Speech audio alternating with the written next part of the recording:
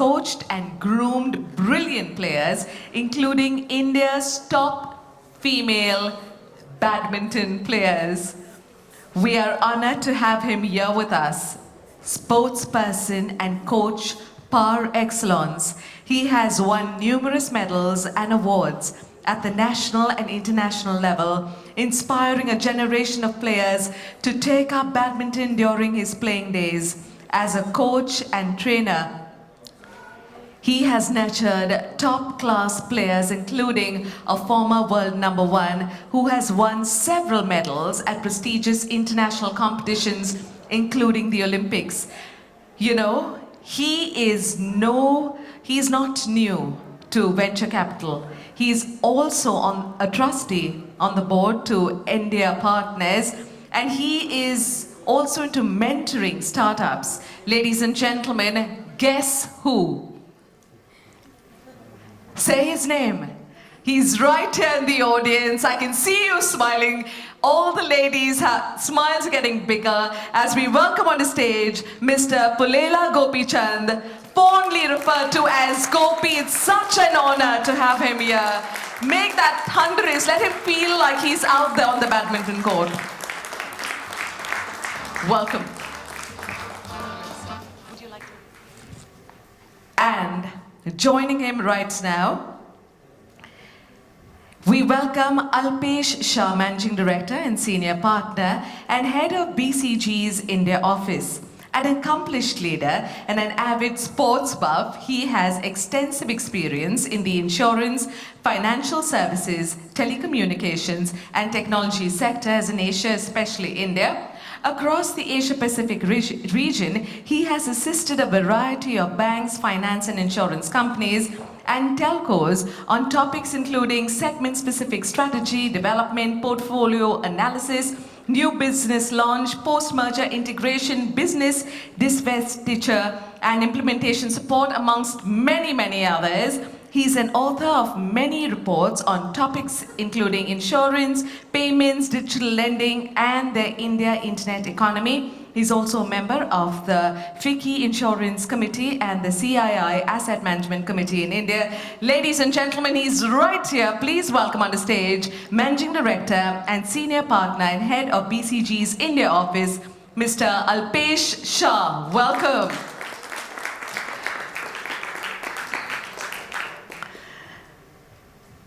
Welcome, gentlemen. We are all looking forward to this conversation.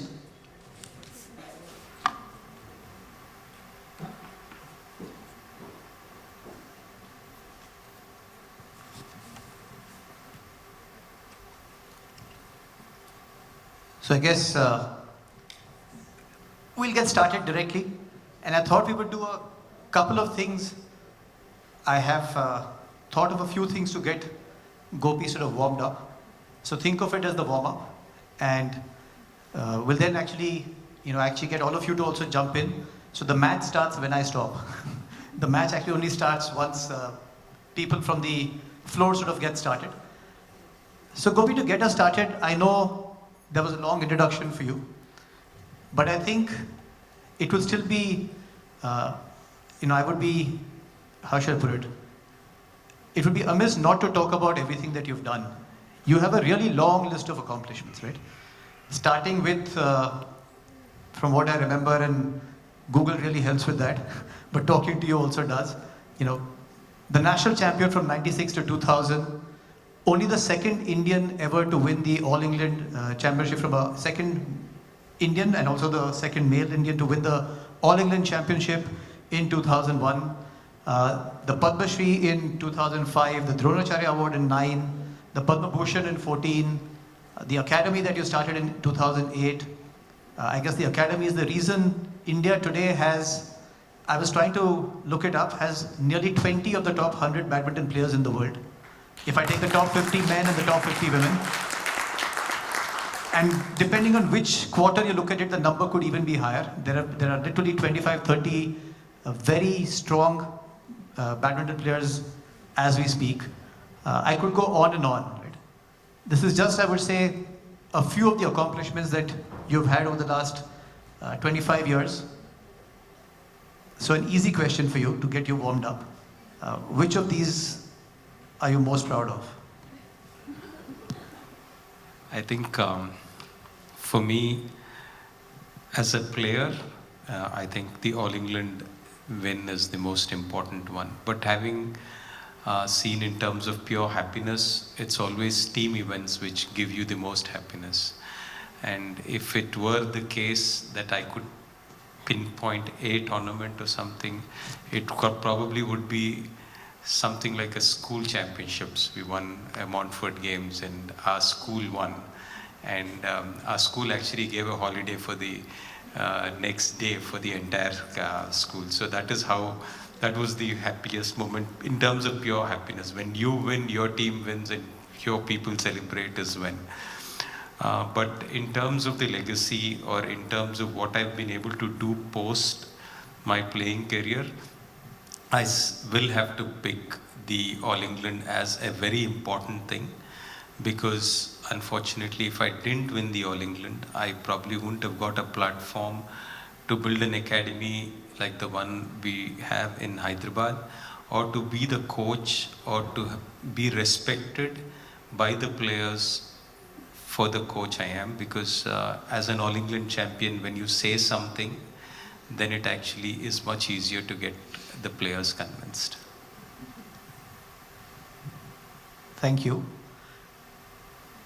You know, as you said, both, you know, I think that in the introduction also there was a reference to the player and the coach, right? So you've been a very successful player, arguably an even more successful coach. And it's difficult because across sports, if you look at it, history will tell you that there are many outstandingly great players who make very average coaches. And there are very average players who make outstanding coaches. You are outstanding at both. What's the difference in mindset? What does it take to be both a great player and a great coach? But is there a difference in sort of the mindset required to be successful at both? Yes. For me, all my life, since I started playing, I had a lot of experiences from different coaches, learning a lot from my travel to various tournaments, various places, and also a lot I learned from trial and error. And one of the fundamental things which makes the life of a sports person so good is the focus. So everything is a question unto yourself. Is it good for my training? If you're picking up something to eat, or if you're going somewhere, or if you're thinking something, you're asking yourself this fundamental question: is it good for me? Is it good for my sport? In some sense, it also makes you very selfish in that manner over a period of time, because you've lived that life asking this fundamental question over and over again. It's like it's me, my training, my rest. It almost becomes obsessed with that. So for many top players, my guess is that it becomes a big challenge to shun that off and then reinvent themselves, because being a coach is all about the other person. And I think how do you make that is the biggest challenge. And for me, it was a big challenge. There was a tournament which I played in 2004 where I was already coaching some kids, and I had to play those players in a tournament. The player in me wanted me to win. The coach in me wanted my player to win. And that night was really bad because I won the tournament, but I wasn't rejoicing. And I felt really guilty about winning. And that day I decided I will never play again or compete again, and stopped playing and completely went to coaching. And that day also, in some sense, I was able to make the mirror shift the opposite side. Instead of saying what is good for me, I could actually say whatever is good for my player, I'll do it. And once I did it, I was never in my childhood or in my playing days thought I'll be a coach. Because when we were playing, we would always get up very early, worked really hard in our lives. So our player group always thought that if we win something big, then we'll get up at 8 o'clock, drink filter coffee, read a newspaper, get to work at 11, work till 2, then go have a nap, and then at 4 we'll play golf and go into the club at 7. So that's how we thought it will be. But somehow the moment you start getting attached with the player, you do whatever is required for them. So I turned into a coach, I turned into a entrepreneur, administrator, whatever is required to ensure that the players get the best. And that's how this whole journey has been. Fascinating. So you don't play golf at 4? I haven't had a chance to play, still waiting. So, player coach, right? My unfair question, but who says I have to be fair, right? So if you take coaching versus playing, what has been more fulfilling for you? Player, for the one reason that if you give me another chance, I don't think I would have pushed myself any further. I think that gratification and satisfaction is there. As a coach, it involves a lot of other things around, so I can't say that 100%. So Gopi, you've created or been a part of creating, as you said, well, because you've not been the only one, but you've been a part of creating multiple champions over the last 15 years, right? Since you started the academy in 8, but trained coaching, as you said, even maybe 20 years earlier. I was doing the math, and when I looked at it, I found that there are 3 world number 1s that you have coached, at least, and maybe I've missed somebody, and nearly 10 odd players who are in the top 10 in the world, right? Both men and women. As you looked at that, what has the experience been? Is there a difference between creating world champions from men or women? Is there a difference in coaching? Is there a different response coming from men and women? What has your experience been? For me, when I started coaching, on the one side, we had at least some legacy of history of men players, whether it's me, prior to me, whether it's Prakash Sir, Syed Modi, or whether it's Nandu Natekar, Suresh Goyal. At least we had a history of men players having produced good results at the world level. But women players was a challenge because we never had any world level athletes in that sense. So for me, we had to actually break that mindset in some sense, because the typical thinking was that Indian women are not strong enough, they can't push hard enough, kind of a thing. So the first bit was a bit of a challenge. But luckily, the years 2004, 5, 6, already the moment I started coaching for just 2-3 years, we started to see some spark come by in the form of Saina. And Saina started to do well. And then by 2008, she was the first Indian to reach the quarterfinals of the Olympics in Beijing. And that actually started to change the mindset of a lot of people. Other girls started performing well, other men started performing well, and the whole equation changed to a system where today people go on court and they're like super confident youngsters and saying we can achieve, and their benchmark is top 5, top 10 in the world. We can aspire and dream to be that number 1. But I would really give that credit to Saina for being that first person who pushed it, because she didn't care who the opponent was. And she was like, I would say, and she trusted me fully. So I would say, Saina, tu kar sakti hai, kuch nahi hai, koi aisa player hai. And it was not the time when internet was there so much. So she wouldn't really Google it. She would say, I say player, and she would believe me, and that player would end up being top 5 in the world. She wouldn't care.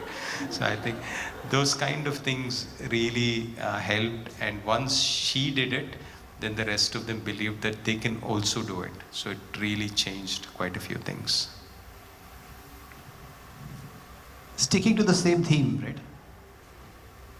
Are men students easier to coach or women students easier to coach? And whichever way, why? What's the difference? What do you see in the way they receive inputs and the way they act on it?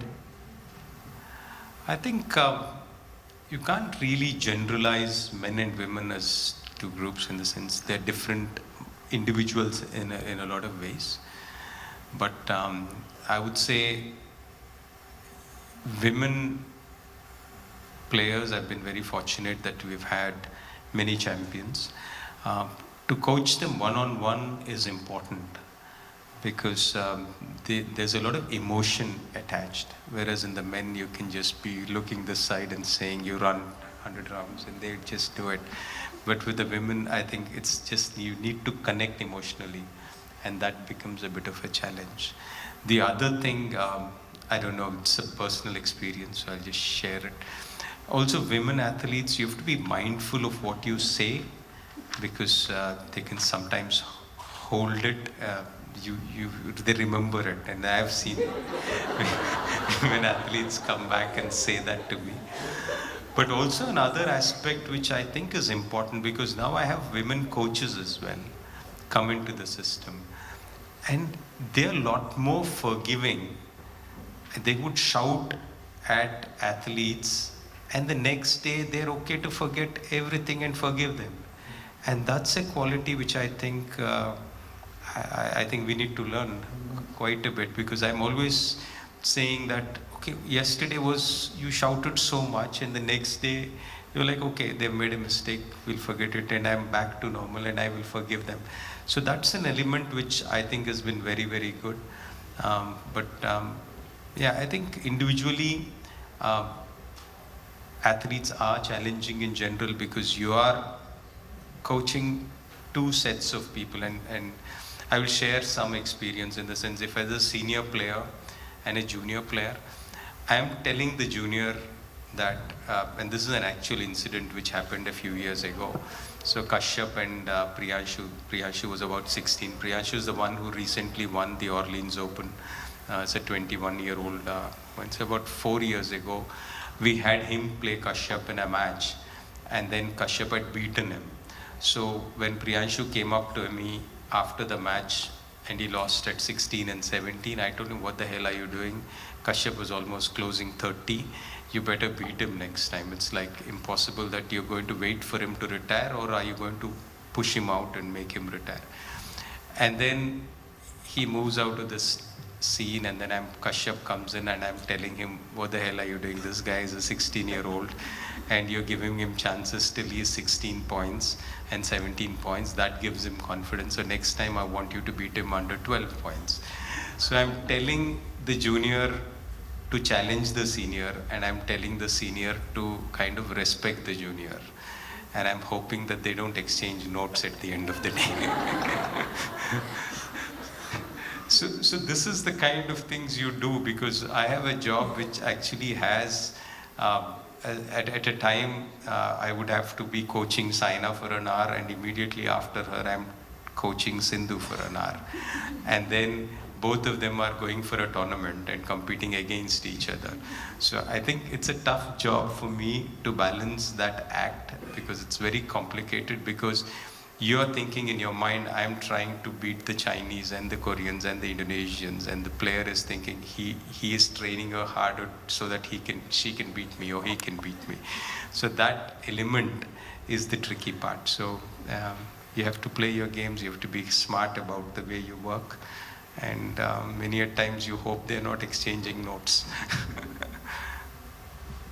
I have to take some tips from you, because we have this concept of conflict of interest, right? When I start serving a couple of clients in the same industry.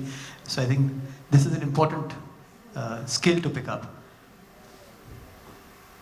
So Gopi, I was again looking at it and saying, how does it feel to be in a family where on the margin, I would say the women are outgunning you, right? So I was looking at it, Gopi has won 5 national championships. His wife has only won 8, right? So Lakshmi's only won 8. His daughter, he won the All England once, 2001. His daughter's getting there. She's only 20, as he tells me, and she has reached the semi-finals of the doubles All England Championship twice already, last year and this year, both 22 and 23. So I was telling him his record is under threat. So how does it feel, right, to have such an illustrious set of women in the house? Is it threatening or is it fun? I honestly, on the other side, I feel blessed, because the odds of actually taking sport up and to become a champion in sport is very, very low. And imagine God has blessed the family and me with this amount of people in the family. So I really feel on that side, thank God, I'm so blessed to actually have. And I really, I think it's great. We don't discuss so much of sport at home, but I think there's sport all over. So it's a great feeling. I just feel blessed and happy for whatever my daughter has achieved and what I have achieved. And just be happy, push yourself, and God willing, we can get higher as well. That's how I really look at it. I don't really, I'm not a coach to Gayatri. I would really want to this to remain the way it is. I want to be a fan and appreciate what she has done, because to be top 20 in the world, to have 2 All England back-to-back semi-finals, to have a Commonwealth medal and a national championship and a national games winner, I think these are enough credentials for a career, and I'm super happy. And I don't want to be a critic of her or a coach of her, trying to evaluate and be critical of her performance. I just want to be the father who enjoys it and be a fan of what my daughter has achieved.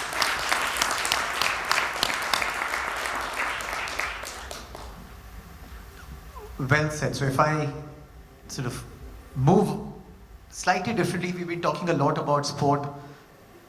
In this room, unfortunately, we don't have too many sports people. We have everybody sort of in the corporate world, right? So as you start looking at parallels across sport and the corporate world, right? And think about what learnings can be transferred, both overall, but also then specifically as you looked at how do you bring out the best in people? How do you identify talent? How do you nurture talent? You know, as you've looked at it, what do you think are the few lessons that we can literally take across from sport to the corporate world, right? I don't know if it is sport alone, but my own experience from sport, having been in sport for a long time, is that this word success and talent identification become very detrimental things, because our yardsticks of success are very different. We don't focus enough on the process, and we focus too much on the result. I have really hardworking kids who don't make it. And that's a reality. It's not that the most disciplined, most hardworking, most sacrificing kids make it. It's not that way. There is something else, unfortunately, to this. We would really want to believe that it is all fair and square. It's not all fair and square. So I think it's very important for us to realize that there is probably destiny, there's luck, there is many other contributing factors to it. So let's be a lot more liberal with accepting success, and let the success be the process, and let us figure out ways of rewarding the process, which would be very, very important. The second thing I've learned it the wrong way, hard way, is that when you have a group of people and you say, how do you identify talent? It's almost like the people out there sitting are the ones who are subjected to this discrimination, and we are sitting on a high chair and saying, boss, are you talented or not? And I will judge it as per my understanding of what your talent is. I would really love to say that everybody in the room is talented. All my kids are talented. All society's children are talented. It's my job to find out where their talent is. Talent mapping should be the word, wherein I believe, I trust that everybody is talented. And I will have to find out where their talent is, to keep encouraging them to find where their talent is. I think is the role of what parents, teachers, society is. And that's, I think, very important. So I would really be very careful about using these words, and I would really go back and say, I've seen a lot of people who've been super hardworking not making it, and it really burns, it really pains to actually see that happen, but that's a reality, and some are just lucky, and unfortunately we tend to think that they are the most hardworking, which is not the case.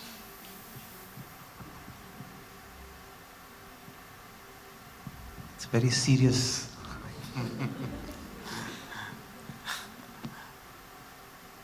So I guess one question that has come in from the floor is, even now you're so calm and measured in how you're responding.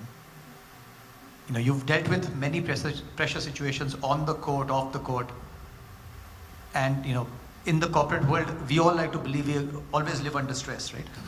Maybe we don't, but we put it on ourselves. But either way, what have been your tips on how do you deal with it? How do you deal with pressures? There are always expectations, there are pressures.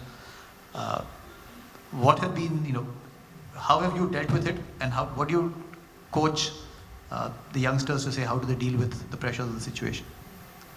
I think one of the most important things I'm really telling kids is that just be happy. Just be happy. Just ensure that you're pushing yourself and accepting, going to work, being happy. And then you need to be really intense on court and really push yourself on court.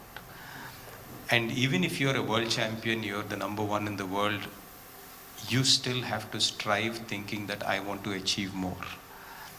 But the moment you walk off court and the match is done, I think it's super important to repulse that feeling and be happy with whatever you have and count the blessings of what you have. I think that perspective is very, very critical. You don't want to have sad people around you all the time or at home, and you don't want happy people or satisfied people at workstations.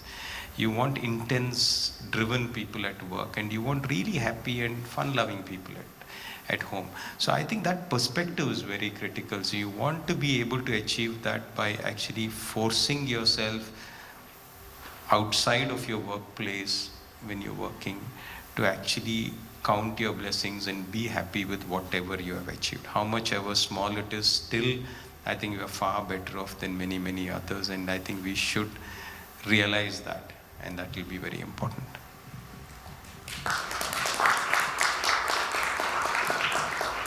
So Gopi, I remember one of the other examples that you had, a similar thing, and Gopi had this thing which says, people always talk about the glass half empty and the glass half full, right?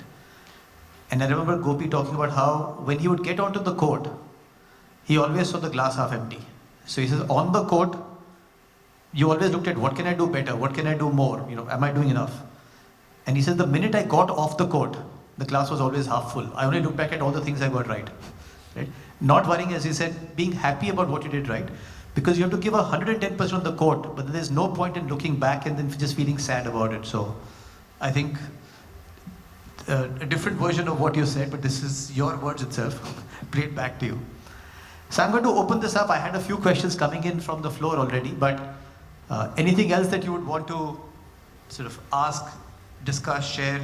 Because I found that it doesn't have to be a question. It can be anything on your mind that you would think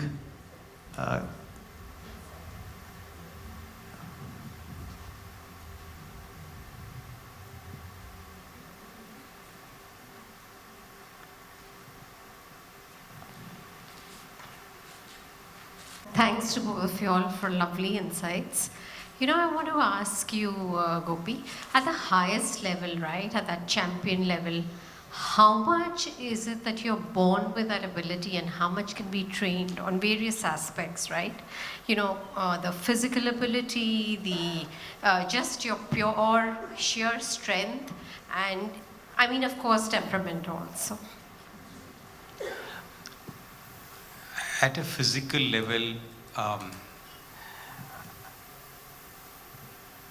we have limitations.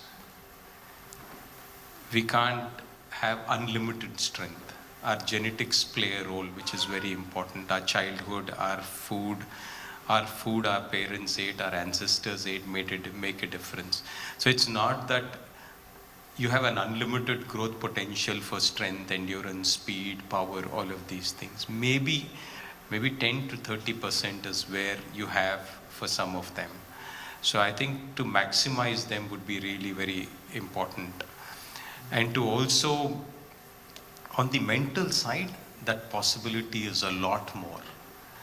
And what I have seen is that when people are persistent and they are not giving up, nature somehow figures to give it to them after a long time. So I've seen it with people. That's why I'm saying it, in the sense when people don't give up, don't give up, don't give up, and push, push, push, nature gives it to them. Now, the possibility of actually world champion is 1, Olympic champion 1 in 4. So you're really looking at it in the sense everybody in this room could be successful in every field. But if you're on a sporting field and a competition, only one winner, everybody else is a loser. So it's almost like if IIT's graduates were successful or IIMs were successful, but every scientist who gets a Nobel Prize is only a winner. That's the possibility of you producing a Olympic champion. So it's like the odds of you in sport are very, very less. So I think what we define as success is what I think is the scary part in sport. So, but then why do we take up sport is a big question we really have to ask in the sense. But think of it, right? If our kid is going in a Mercedes-Benz car with a chauffeur-driven car, and he goes out to run in a school competition against another school, and that school is a government school from the slums. He starts off with a guy who's not wearing a shoe, and he beats him. So what better lesson about equality can you get than this? Or imagine if our kids, and especially for kids who come from wealthy families, in the sense, they've never lost anything in life, right? So they've never lost in life, right? 10 years school is telling them no competition because no exams, because we don't want a competitive environment. So the guy is never lost. But imagine if he has to play sport at age 10, publicly he is losing. And imagine if he can handle that in life at 30 when he doesn't get a promotion or he gets rejected by somebody. I think he can handle that public failure, and for that sport is important.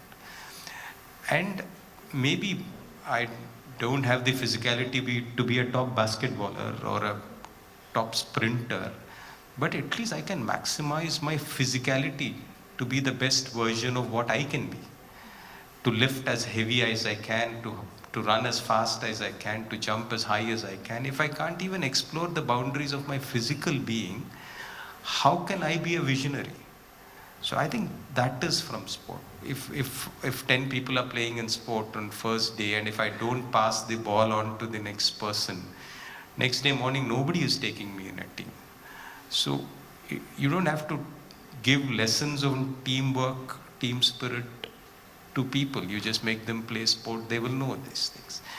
You give a ball to a person, he can't say that I'll keep the file on the table, I'll discuss and decide later. No, you have to make an instant decision then and there.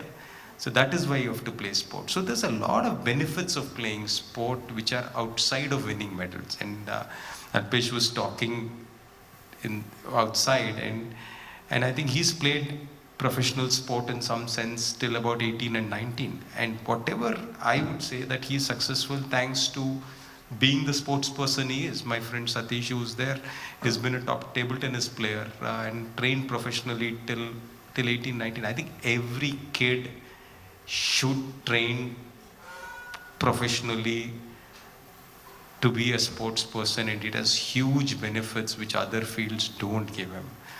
But sometimes it's better you don't become a sports person because you actually have very little financial income if you do that. But maybe it's better you don't become, and you become something else, because the learnings of sport will benefit you for life, and you'll be successful in whatever you do. And I think that's the reason why we should play sport.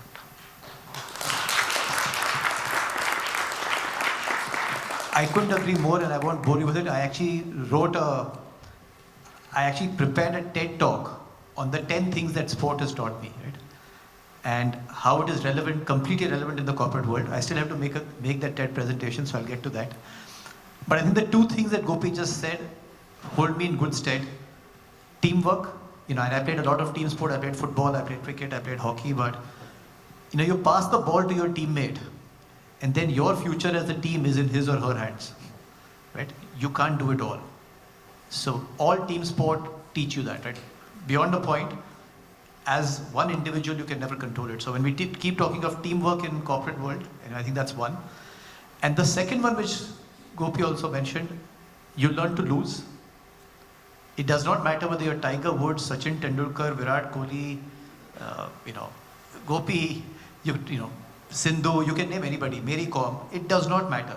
You will lose. The only question is, will you lose 1 in 10 times or 3 in 10 times, or 5, depending on both how good and how lucky you are. Not only do you have to lose, you have to lose graciously and to come back the next day with a smile on your face and play again. You can't sulk. Right? It's remarkable. If you start doing that as a 10-year-old, and Gopi again is, today he was not as expansive. He says it teaches you negotiation. I want to go and I want to bat first, right? I'm playing with 10 kids downstairs. I want to bat first. I can't do that every day, right? How do you negotiate? It teaches you how do you give and take. Today I will bat first, tomorrow I will not, tomorrow I'll bowl first or whatever, right? So sport is brilliant. And so one thing that I try to do with my kids was I force them to play sport. And I know it sounds strange to say you force your kids to do anything. For these two simple reasons, you learn to lose. You learn to lose graciously. Not only do you have to lose, but you have to accept it, right? And it teaches you teamwork better than any other thing. And my answer to all stress is sports. So if you ever see me running or playing sport, you know that I'm stressed with something. Sport just gets the best out of me. But that aside, any other questions for Gopi? Otherwise, I don't know how you are on time. So I was going to, in a way, bring this to a close by asking Gopi for any last word. But sort of one last call out if there are any questions. Otherwise, we'll go directly to Gopi for... There's one hand up there. There's one hand up, so we'll take that one last question. If you can shout, otherwise the mic will get to you in some time. But We can both move towards each other. there, that was negotiation. Hi. So I feel that so you spoke about that there's no point in looking back at a match and thinking about it, like as you said, the glass half full concept. But I feel that it's a very universal feeling to look back at something you've done and then have regrets about it. Oh, I should have done this differently and I should have done that. And at least that's something, regardless of being a sports person, everyone faces. So how do you actually get over that mentality of overthinking something you've already gone through and, not regretting what you did? I think this is what I tell my players, and the 3 points which I want to just talk about. I don't know how much time we have. But one of the things is, as a player, you get on court, even everybody in the stadium thinks that you're losing. You have to believe that you're going to win from now on. And you could be 20-0 down, but still in your mind you're thinking that I'm going to win this match from now. So you are not giving up even when everybody around you thinks that it's done. But there is a moment when you lose and it's done, and you know it's done. You immediately have to start thinking that I'm going to win the next time. And all I need to do is learn from these mistakes, and I am definitely going to win the next time. And that process has to continuously go on and on and on. I think it's very, very important. So I tell the players to fix a time, in the sense, it's almost like you give an appointment to your mind and say that I will have this 30 minutes which I will spend to completely think about this match. And then you give that appointment, and then you sit with your mind, and then you write down that these are the things which I will do. And then if it comes back and bothers you again, give it another time. Say, on Saturday again, I'll sit with you for another 1 hour if necessary. So just keep those appointments so that when the next time the thought comes about overthinking, you actually are postponing and giving this thing up. That's the second point. The third thing, which I think is very important, and I've seen great players, and one of the things which is very, very important is giving up, letting go, forgetting, not thinking too much, not having a hangover of the loss is very, very important. It's a very important thing. We all talk about the other side of it. Grit, sacrifice, hard work, discipline, not giving up. But I think equally on the other side, to giving it up and letting go is a very important thing. I think of it in retrospective now in my career. It's almost like you are falling off the cliff. You're hanging there. You're eventually going to fall. You have to realize that I'm falling. Might as well, when I have a little bit of energy left, with a smile, jump off the cliff. Find a place where I can land properly and jump off to the next cliff or to the next mountain or to the next career, rather than hang on and fall off in despair and depression. Might as well know when it's happening and jump properly so that you're prepared to jump to the next one. If I hanged on to my badminton playing career, I wouldn't have been the coach I am. And if I had hanged on to few players, I wouldn't have produced the next set of players whom I have. So I think it's very important to get that mindset sorted. I have not mastered it or perfected it. I have issues, a lot of them in the mind happening, but at least my mindset is clear that this is the way I'm going to tackle it, and hopefully I'll overcome it completely at some point of time, but I at least have my strategy and planning in place.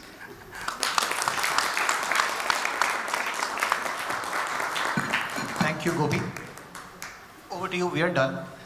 Thank you so much. But we've got beautiful bags, gift hampers that come to you.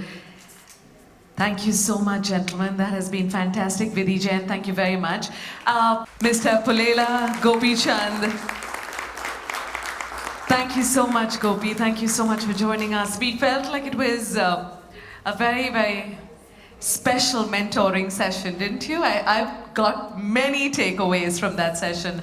Thank you. And Alpesh, thank you for guiding that session and navigating it through so that each one of us felt connected. Thank you. Okay, well, now, you know where we are heading? When I say Vinpi leadership, you say? Much louder. When I say Vinpi leadership, you say? That's where we're headed right now. And let's head there